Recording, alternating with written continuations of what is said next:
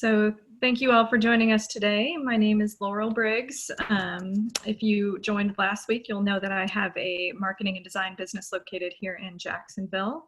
And this is the second of an 8-part series. And the topic we'll be discussing today is building your marketing plan and budget.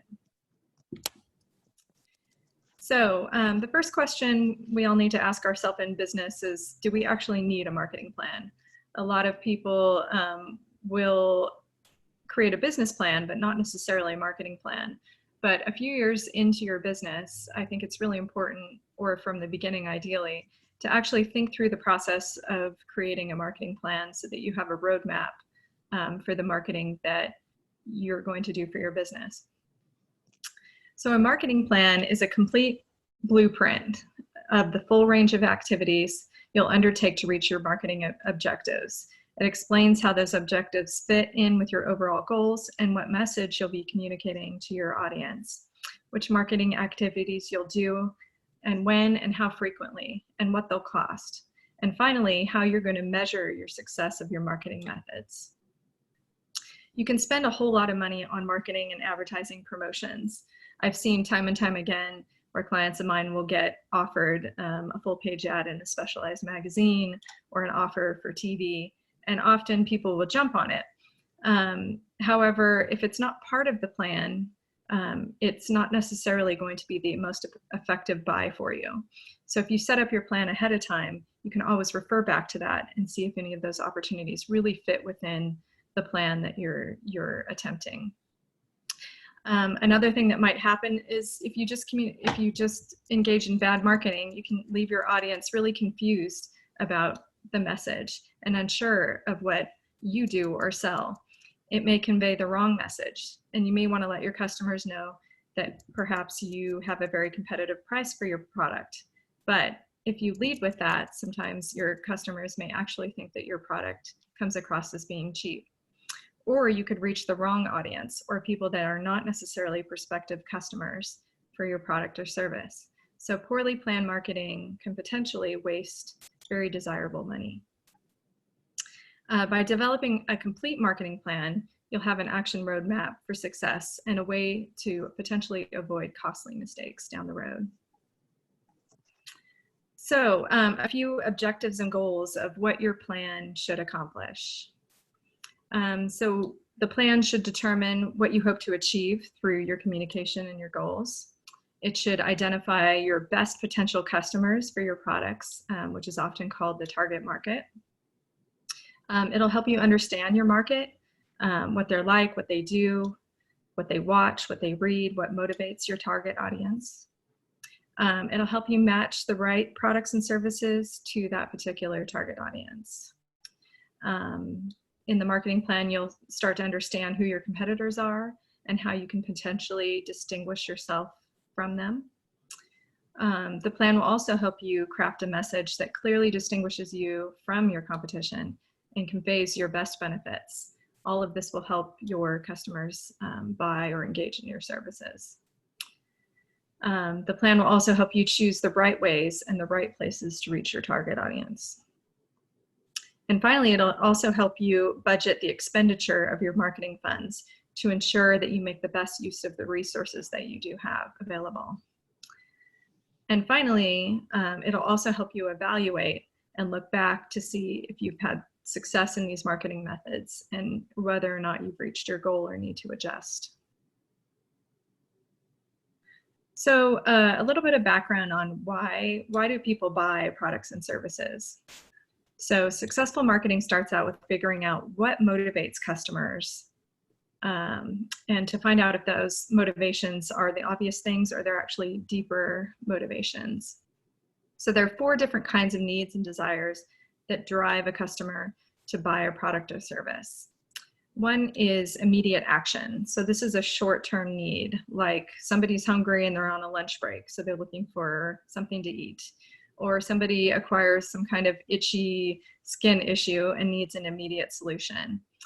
So a business losing valuable orders because a phone system isn't working and they need to keep up with their call volume. So these are all immediate needs. The next one is actual long-term. So these are reality-based needs and wants, but not necessarily a need that needs to be addressed right away. So this could be a car that is continually breaking down and needs a replacement sometime in the future. Then there are perceived, and these are needs that a person thinks or believes they have, but in reality may not be an actual need. So this may be something like a desire to have whiter teeth, or to have a great band perform at their launch party, but they're not likely to die or suffer consequences if these types of needs aren't actually met. And then there's unrecognized. So these are desires or needs that a consumer doesn't even know they have yet, or that they can't yet recognize. For example, nobody walked around thinking they need to carry around 10,000 songs on their iPad or iPhone until it was actually invented. So these products and services actually have to go out and educate the marketplace that they exist to create that need. So if you start thinking about planning your marketing efforts, you'll need to clearly indicate how you can solve a customer's problem. If your product or service is perceived, then you will need to emphasize how can you enhance the customer's sense of well-being and fulfill their desires. So it's actually getting into the psychology of what motivates a particular person to engage in your product or service. So the next is brand and reputation. So brands are really powerful motivators for your customers because they enhance your customers' familiarity and comfort level with your products or services. So the first is a promise. So a brand promise is a consistency that when they engage with your service or product, that there'll be a consistent amount of quality and service and image. A common example often used for this is the McDonald's hamburger. It may not be the best hamburger in the world, but you know exactly what it's going to taste like every time, that it's going to taste the same this time and it's going to taste the same the next time you buy it. Because branded products promise to be consistent, they also inspire trust, and trust is a big deal in the marketplace. An effective brand also embodies a certain personality or image that makes a customer relate to your company or feel good about themselves when they spend money. And in smaller companies, a lot like the businesses we have here in Southern Oregon, the company's reputation may be thought of as their brand. And over time, an individual or business earns the confidence of their customers and becomes a referral source and a reliable provider. And this is a big method of marketing that continues here in the Valley. So I will be placing some different links to worksheets underneath the video when we post it on the AGA website. So here's kind of an example of a worksheet that is great to start with. So this is, why would your customers buy from you? So if you think through, why would a customer buy a product or service from you? And then pick a product or service that you currently offer or would like to offer. And then you can use a worksheet like this to brainstorm aspects of your company, product, or service that would actually motivate that customer to choose you instead of your competitor. And then in the right-hand column, you can actually make notes about what marketing activities relating to each aspect would enhance your ability to attract customers. So just to go down the list, so you know what each one of these mean. So on the left-hand side, we have the customer motivation. So we have awareness. So you can look at what you have now. So this might be a particular product or service, and just needing to think through, are they actually even aware that you offer this type of product or service? If not, what could you do to actually enhance the awareness? The features and benefits. So what are your top selling points about this product? Perhaps it's something you have already out in the marketplace and you're constantly hearing from your customers, oh, I love this about this. So those would be the top features and benefits. And then if you believe perhaps there's features or benefits that aren't known as well, you would put that in the second column. And then price. So we'll talk a little bit more about price later, but price is an interesting aspect of your marketing plan and psychology. Sometimes if you price things, well, the first thing you should do is go out in the marketplace and see what your competitors are charging for the same type of product. Not that you have to price yourself exactly the same, but if you are less and or more, then you need to do a good job in your marketing materials of explaining why. If you take a look at how you're pricing your products compared to your customers, you can fill out that column. The next is brand. So we talked a little bit about this a few minutes ago. What you have now in terms of brand. Often I see here in Southern Oregon, a lot of people don't have really a brand established.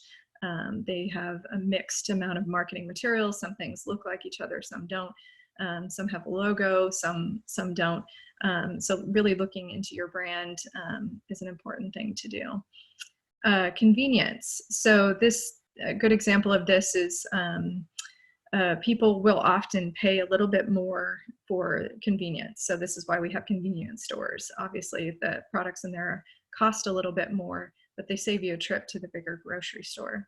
So you can play into that depending on what your product or service is. Then we have word of mouth. So word of mouth is still, and I think always will be, a huge marketing vehicle, especially here in Southern Oregon. So there are lots of different methods you can use, and we'll talk about in subsequent webinars of how to get that word of mouth going. It's also somewhat considered reviews as well. So reviews there's a lot of power in marketing. I'm sure everyone's shopped on Amazon before, and they really show the power of reviews in the marketplace. Affiliation. So this is ways that you can affiliate your product perhaps with others or comparable services. So somebody might pick to go to McDonald's because they also have Starbucks coffee versus another restaurant or something that doesn't offer the same service. So there's a lot of creative ways that you can actually affiliate your business or your product with others. And then other would just be anything else that you feel would help you with this worksheet. So I will post these in the link with the video later. All right, so moving on to what exactly is your target market and how you define it. So before you can begin marketing to prospective customers, you have to find out who they are. Are they young or old? Do they live in the city or the suburbs? Are they more connected to price, or is quality more important to them? And also, how quickly do they make their buying decisions? So a lot of these will really gear and steer you towards the right marketing methods to use. So narrowing down exactly on the type of customer you'd like to reach out to and the kind that are most eager to buy from you is a key building block to success in marketing. So defining your target market will give you the focus for all of your activities to come. And a target market is something you aim at. So if you're selling energy bars, for example, and you know it's probably going to be a good fit for a whole range of people, perhaps health buffs, office workers, serious athletes, moms. If you try to sell to everyone, you're going to need a huge marketing budget to make everyone aware of you. So instead, often in marketing, we'll select one or two market segments and then pursue them, especially if you're a new company with limited resources. So this is a great way to focus and hone in on your marketing strategy. So now we'll discuss some factors you'll need in order to actually hone in on that target audience. So the actual, how you actually identify them. So the actual features and benefits of your product or service, which group are they best suited for? So you can look at the competition. Is there a segment of the market that other products are not reaching or they're underserving? That's a great way to hone in on your audience. You can look at market trends. So is there a part of the overall market that you service that's actually growing right now, that's trendy, that customers are asking want more of? Motivated buyers. So which part of the market is the most immediate need or desire to purchase a product? The greatest ability to purchase. So what type of customer is likely to have the disposable income to actually spend on your product? And then the ease of reaching your prospects. Is there a market that is easier to tell about your product because there's specific media available, or events or communications or alliances you can make with other businesses? that you're privy to in the area that can also drive your target audience selection. And then ease of selling to your prospects. Is there a really easy distribution channel? Is there a specific stores that you're connected with, or is there websites that make it easier or less expensive to reach your audience? And then there's secondary research. So reviewing competitors in your marketplace and their materials to determine what market segments they're targeting is a really great idea. So you can actually go online. The world of websites now, you can get a lot of information about your competitors just by visiting their website. You can also request brochures, you can look up advertisements, save direct mail pieces, sign up for e-lists on your competitors as well and see what they're actually doing and saying. And also visit social media sites and seeing how they're pitching their products. Especially companies that have much larger marketing budgets than you might have, you can gain a lot of information about probably what they're saying and doing to their to get in front of their customers and borrow some of those great ideas. You could also consider finding secondary research, and you can find this information at the public library, and I think we'll be talking to Alana a little bit later about that. You can also use the internet. There are industry trade associations, there's government sources, and then there's private research firms as well. Here in the Valley, I've worked with Mark Dennett. He's one of the only ones I know that actually does really sophisticated market research here. And he's able to often also pull upon some great research that was done nationally and pull that into the plan. So you can find a lot of great information drilling down depending on your industry about your specific customer. So some other examples of where you can find secondary research. You can study the Census Bureau data. You can actually just go to their website and start drilling down. So you can go all the way down to zip codes, and they'll tell you pretty detailed demographic data of the type of people that are living in that area. You can also delve into data compiled by research companies to find behavioral and lifestyle characteristics of your customers, where they shop, what magazines they read. Some of these are free, some of them you can actually purchase directly from these market research companies. Another great idea is actually obtaining media kits from consumer, business, or trade magazines geared toward your market. So like, for example, the Southern Oregon Magazine has a media kit you can request, and they put a lot of work into a lot of the demographics and information on their readers, what they like to do, where they travel to. So you can get a lot of information just by requesting media kits. All right, so what you need to know. So once you've identified a particular target market, and it may be more than one, you'll want to know as much about those potential customers as possible. Also, having an idea about their income helps you determine whether you should emphasize price or not in your communications and ads. So what exactly is a target market when we define it? We define it by demographics. So these are descriptive characteristics about your consumer.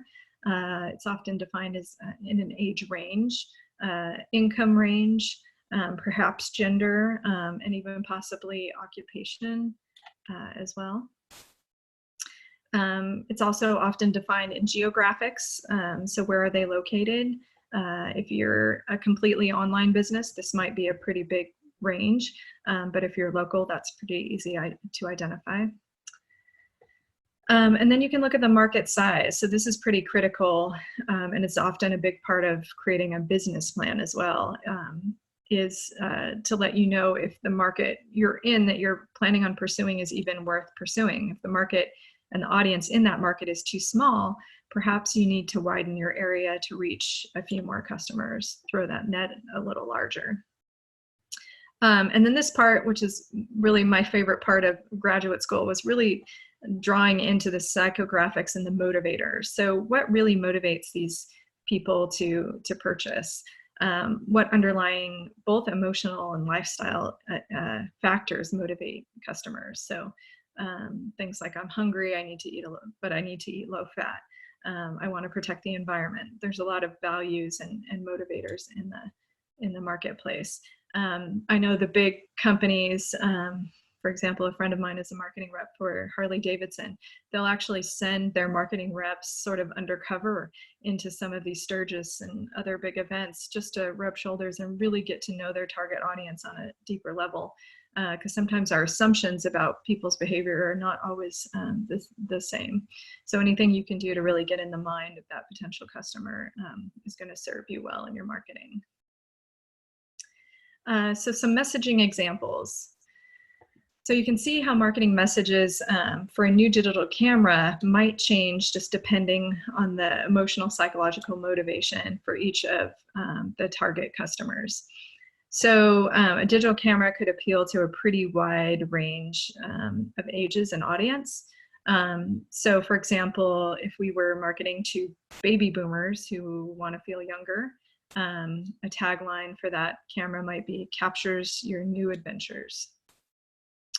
And then if we were marketing that same camera to a college student who is kind of the top of their game right now, the tagline might be "Our shutter moves as fast as you do." Then perhaps to working parents who are feeling guilty about working away from the home or being away from the kids too often, the tagline might be "Connect while you're on the road." A single woman looking for a date could be "See yourself in the best light." Seniors who love grandchildren, capture those precious moments. So there's a lot of different ways that we can market the same product in very different ways depending on the audience. Okay, so the next part of the marketing plan, some of you may be familiar with this, some may not. This is your SWOT analysis, is the acronym it's often called. So this is your strengths, weaknesses, opportunities, and threats. And this is a great exercise to go through, and I'll post this worksheet as well. But this will really help you hone in on the marketplace and where your product sits and how that compares to your customers. So through strengths, we would ask, what do you do currently better than your competitor? What features or benefits do you offer that they don't? And why would a customer buy from you instead of others? And if you don't know the answers to all of these questions, it's kind of doing some more research and or turning to potentially some of your customers that exist and asking them some of these questions as well. Weaknesses. What do other companies do better than you? What features or benefits do they offer that you don't? And why would a customer buy from them instead of you? Then moving on to opportunities, would be based on your strengths compared to those of your competitors. How could you shape your marketing campaign? What messages would you choose? And what markets would you target? So these are opportunities are usually items that you're not necessarily engaged with right now, but maybe you should be thinking of that you've discovered through your research. So threats, this would be based on your weaknesses, how you can shape or change your marketing campaign to best hold off your customers.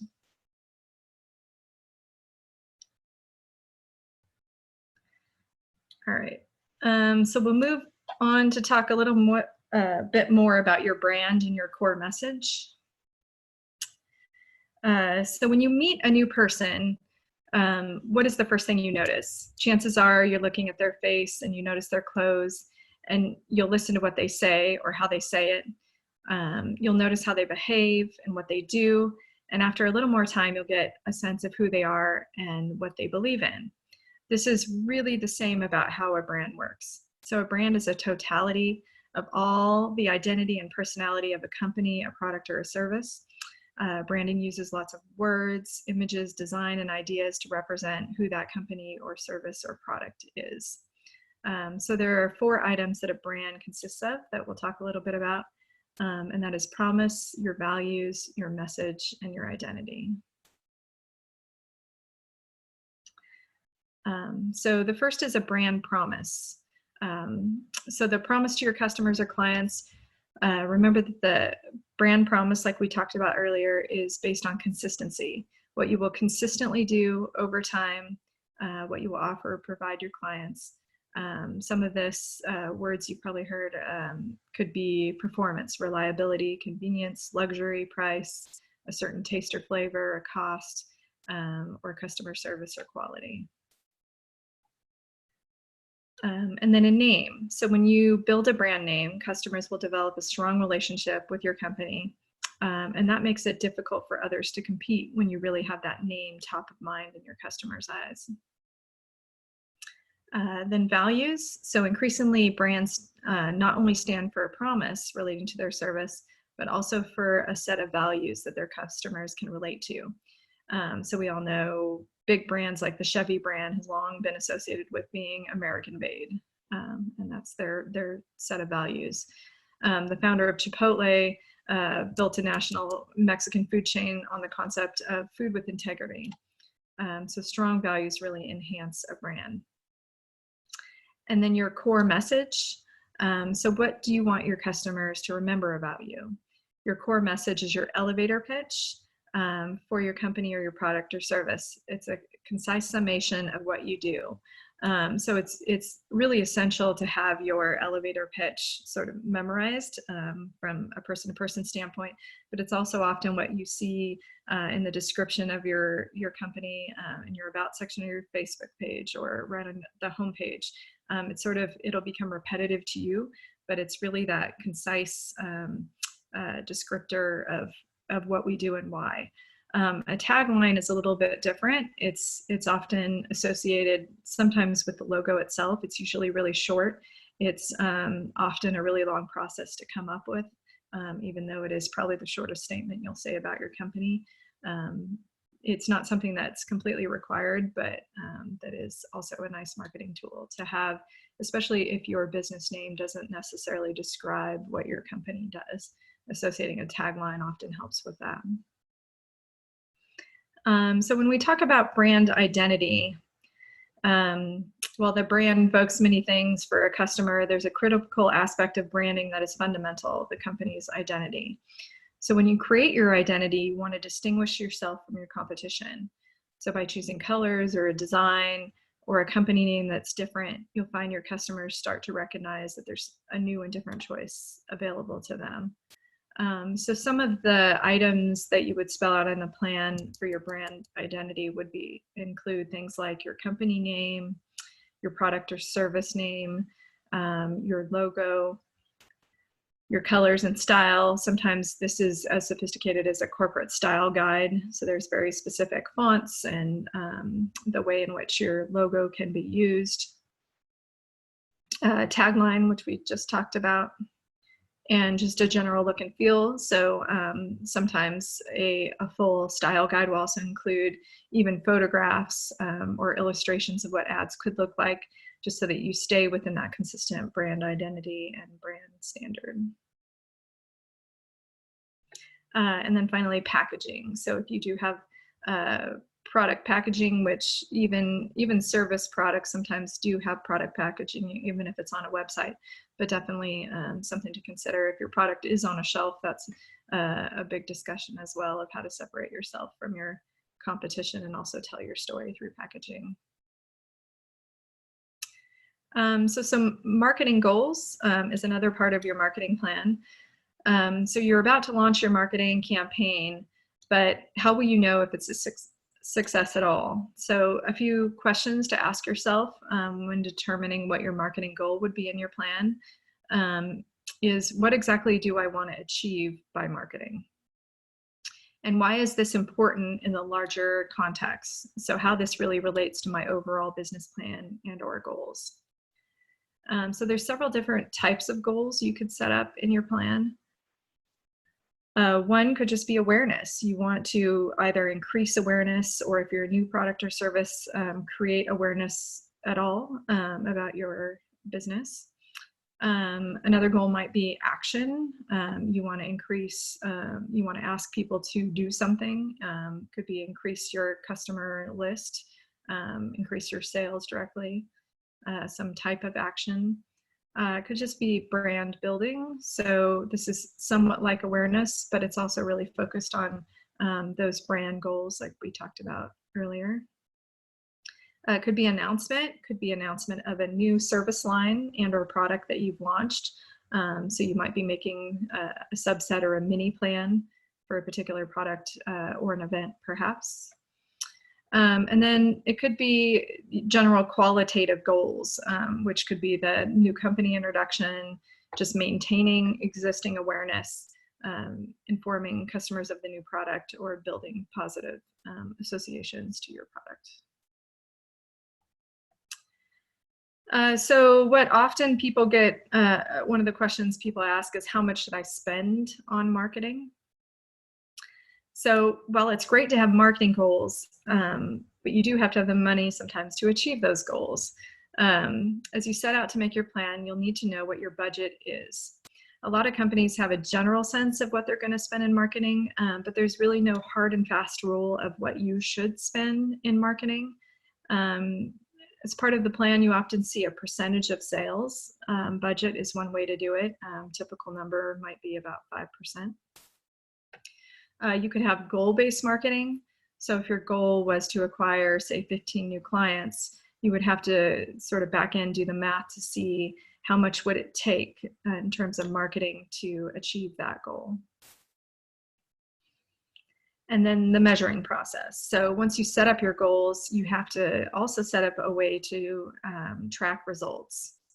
And one way to do this is, well, there's a few different ways to do this. Online, it's made it a lot easier than it used to be. So you can actually track visits and clicks. And then if you do have an e-commerce store, obviously you can track sales directly. If you set up Google Analytics, you can also set up what they call conversions.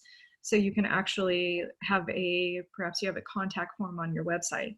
You can actually set up an action so that it records when somebody visited your website, found the contact form, sent a result in, and it'll actually track that result.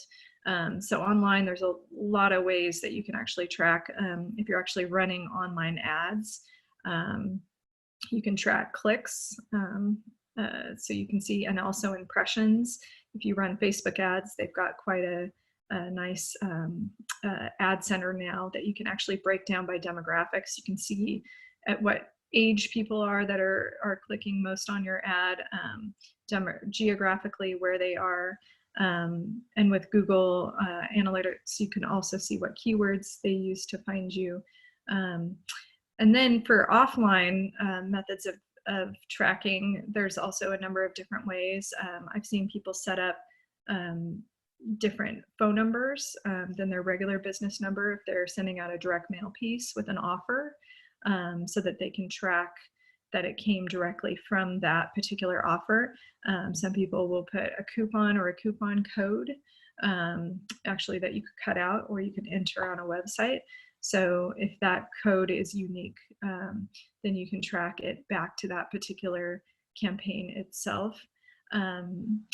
Sometimes in print ads, they're a little bit harder to track. If you're just doing general awareness type ads, you could do something like the phone number or the coupon in that as well.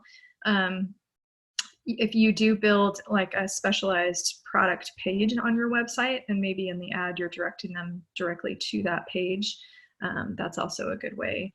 Through analytics, you'll be able to track hits to that particular page. So sometimes you have to get a little creative. For example, radio ads, there's some of the traditional marketing TV ads are a lot harder to track. But with most of our budgets for marketing going online now, there's a lot more resources available to you to track the results. All right, so some of the marketing tools for your plan. So in subsequent webinars, we're going to be taking a deeper dive into most of these subjects. So I won't go into them in great detail today, but as you work through the first part of your plan, and I'll show you an example of a real marketing plan and a budget here shortly so you can see how it all lays out. And I'll also make those available as samples, which might be helpful to take and actually just re-enter the information with your own business.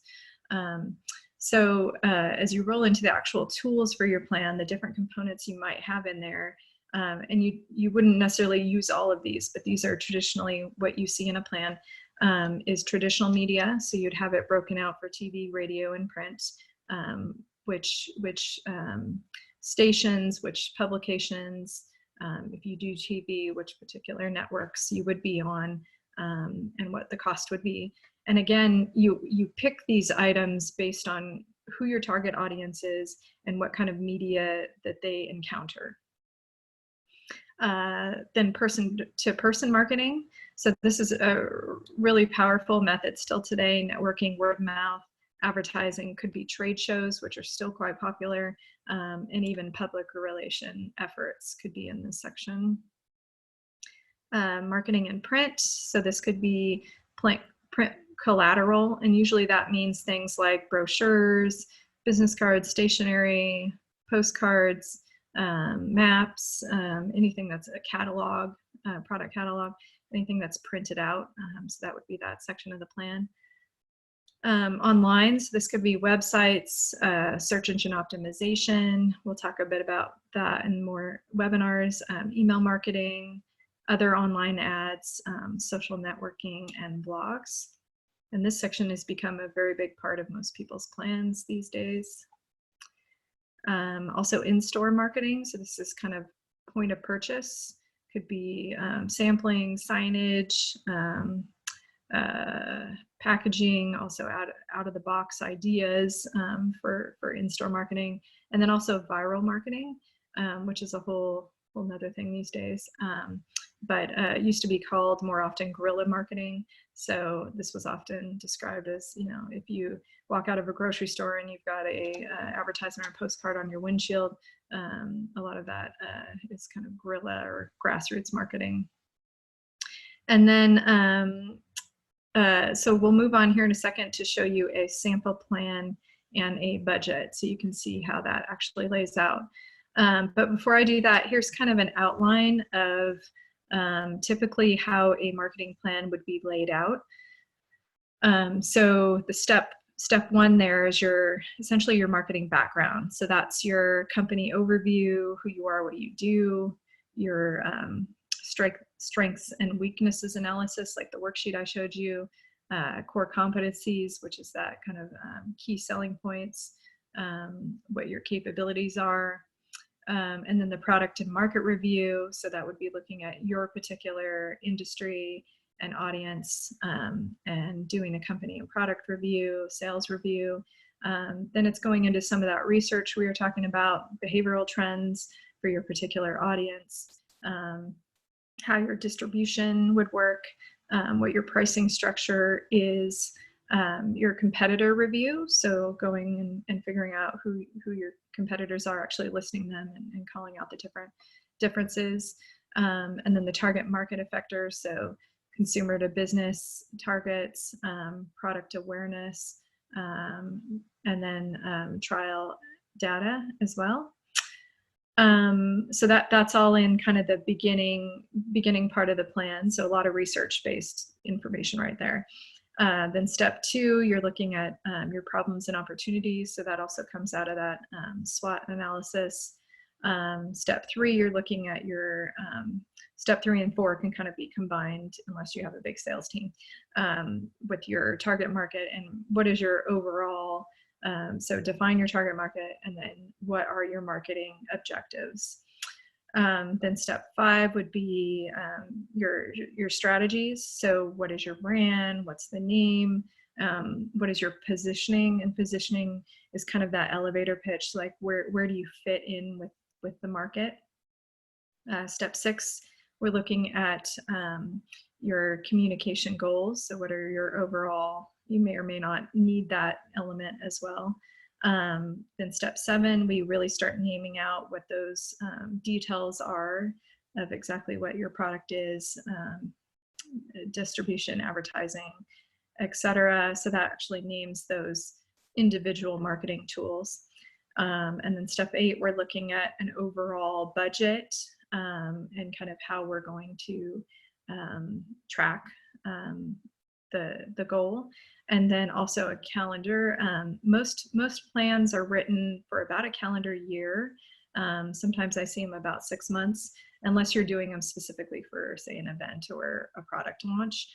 But often companies will do this once a year, and then it'll kind of flex and move over the course of the year. It's really not a set in stone document, but usually around December, folks are starting to think about that and launching again in January. All right, so I will pull up an example of a marketing plan here. So this plan is actually a public document, so I can share it.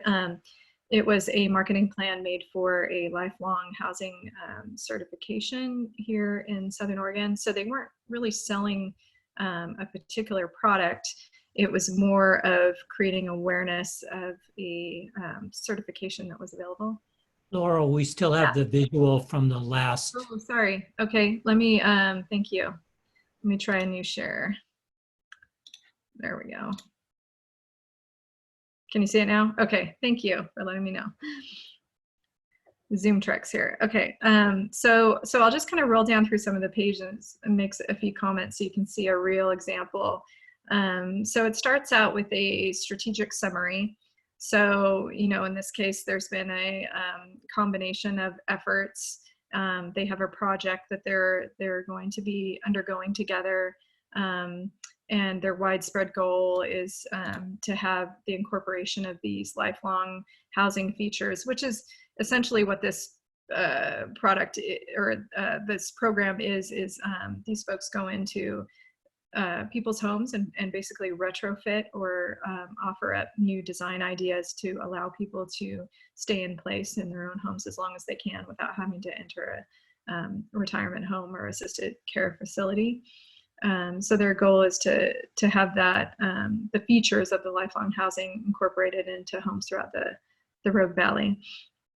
So the situation summary could be the next step. So this talks a lot about the status of the housing market today, the kind of need for retrofitting like this. Most people want to stay within their existing home. So it kind of goes through sort of the market trends. In this case, we needed to define terms. You don't often have to do this, but since if you have a new product or service or you're creating that awareness of something that didn't exist, we're going to have to educate a bit about some of the words that are going to be used in this industry. So that's why we've done that there. Then we go into the market summary for here in Southern Oregon, and we define who that target market is. In this case, we're reaching people in Jackson and Josephine County. There's some demographics here that we grabbed from the census. We're looking at, you know, as people reach that 65 plus, you know, what kind of amount of the market we're going to see. We talk about the marketing trends. There's increased demand for this type of thing. There's healthcare is going to trigger, you know, a lot more. And so basically setting the stage for the need for this. We were able to find some research online, so included that, more about the marketing needs. And then rolling into what the product actually offers. So looking at those key benefits, key selling points. This is the top of what we're offering. It also really drills down into the details of the service offering itself. In this case, we do have partners. This could be affiliations or partners. So if you are doing cooperative marketing or working with other entities, it's good to include them and their resources in your marketing plan. Then here's the SWOT analysis, like we saw in the worksheet. So it outlays all the strengths, weaknesses, opportunities, and threats to the program. In this case, the competition is very small because it's really not set up that way, but often you see this being a much bigger part of the marketing plan if you have a service or product that others are also offering. The keys to success. So this is kind of an extension of the marketing goals. And then we move into the actual marketing strategy. So this rolls into the tools.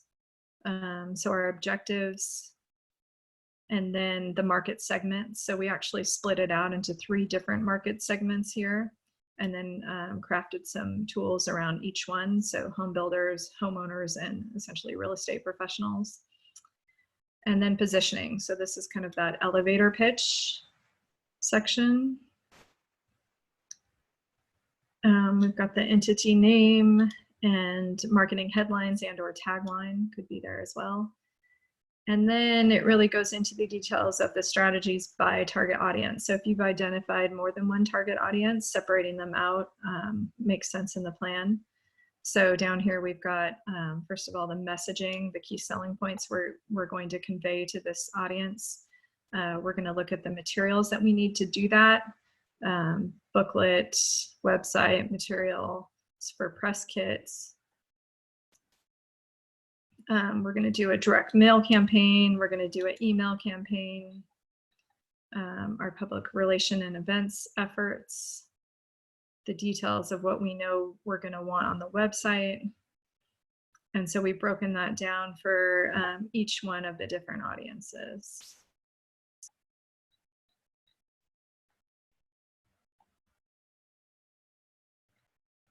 And for the general audience, we did include things like social media, online advertising, TV and radio. And you'll find at this stage of the plan, it's often a little bit vague. You're not always drilling down. I'll show you a worksheet next that really goes into the specific buys. But generally, when you're crafting the plan, it's a lot more about the overall strategy. And then you get into the finite details in your worksheet. So billboard and signage, print publications. And then here at the end, we just did a sample budget. So in this case, they were actually going after a grant to implement a lot of these plans. So we just put kind of the general amount. We knew, the grant was approximately for $40,000. So we broke that out into some suggestions of what media to buy based on their audience and what the budget would be for each. And so a great way to really take the tools and the strategies of that plan and put it into an actual action document. Can you still see that, or do I need to share it? I've got an Excel file up. You see it? Okay, great. So I'll also include this, but this is an Excel document that you could use to actually track the specific ad buys and when and what the costs are. So this was really handy to keep yourself organized and on task. I'll often do them according to month. And then on the top here, we've got some headlines like PR and education. So we've got every action item that we're doing, the total and the actual cost. Rolling down, then we go into our print buys, which buys we're doing and when, and then it totals everything down at the bottom, media buys, and then totals, and then final marketing budget at the very bottom. So something like this really helps you stay on task, and you can call it up each month, and it really helps you stay focused and on task with what buys you plan on doing in your marketing. All right, so sorry I talked a little long. Alana, I want to turn it over to you to give a little bit of information about what the library might be able to offer in terms of marketing support. Hey, yeah, so I will go ahead and share my screen. And my name is Ilana Earhart. I'm the business librarian at Jackson County Library Services. I have a few things that I'll share with you, but it looks like I need to, okay, there we go. Okay. Right on.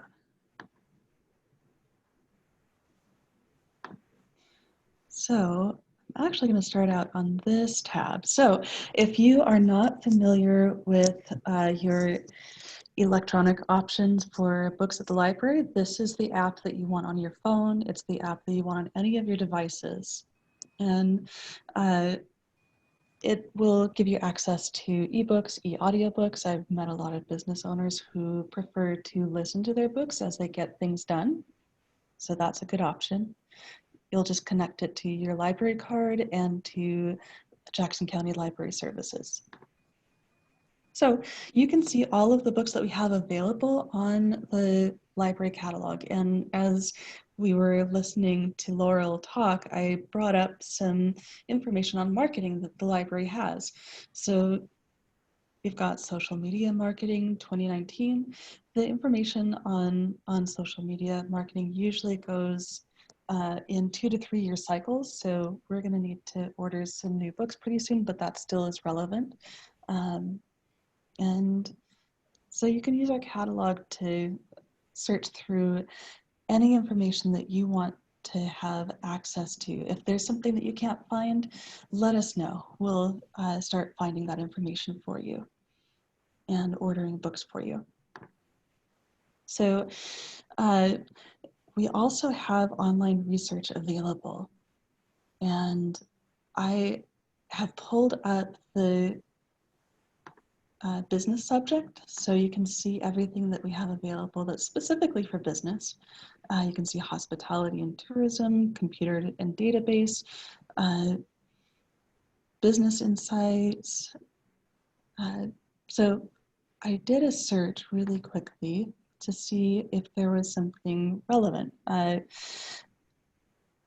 went ahead and looked in our Gale Economics and Theory, and right within the marketing and strategic planning search term, I found pandemic and beyond 5-pronged marketing strategy. So you can find information that will help you make your plan.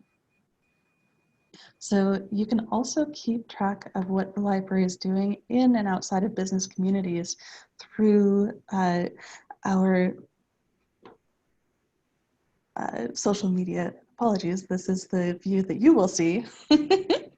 And so you'll see everything that is geared toward all communities on our Facebook page, as well as on our Instagram page.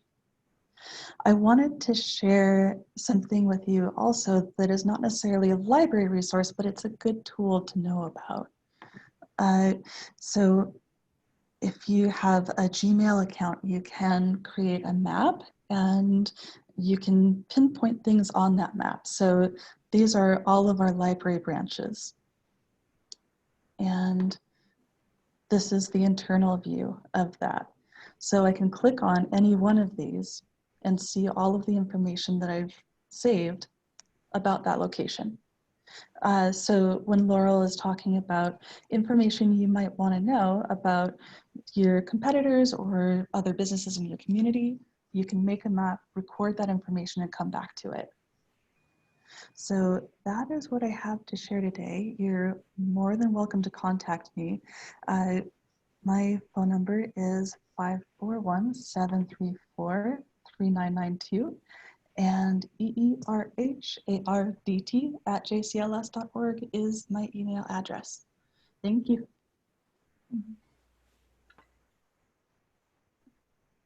Yes. And just real quickly, before everybody goes, I just want to remind people that, I mean, there's a lot of information coming and this is being recorded, so you can go to the website and kind of look through it more slowly. But you can also, Laurel is available through our arrangement if you need one-on-one consulting support. And if you need consulting support of any kind as a small business, reach out to me and let me know. And part of this grant, we can provide resources as long as we have to spend our entire grant by December. So everything kind of upfront. Yeah, Elise. Hi, I have a question to ask you. Are you going to go into more about affiliates? We just, the last 2 weeks have been asked to be part of an affiliate program, and just wondering about like what are average percentage rates and cuts that people, I guess commissions that people are asking for those kinds of things. So I need to kind of give an answer to them sooner than later. So I have to do research if you're not going to talk about it later. So Yeah, no, I can point you to some resources specifically to that. I think our very last webinar is actually on kind of cooperative marketing and some of that affiliate, but that may be too late. It sounds like for what you need. So, so yeah, I have your email address, so I will contact you after this, and then I can send you what I have, and then I'm happy to sort of troubleshoot or talk through, you know, anything that you'd like in the meantime. thank you so much. Thanks. Yeah, no problem. I enjoyed the recording last week, so sorry I couldn't make it. So thank you Oh, yeah. everyone for that. So that was good. Great, thank you. Yeah, all right. Well, any other questions at this time? All right, well, thank you. Oh, yep, no question despite, all right. All right, well, thank you so much, you all. We'll be back here next week on Tuesday for our next webinar. And yeah, feel free to contact me in the meantime with any other questions that you might come up with. Thank you. All right, thank you. Thanks, Seth.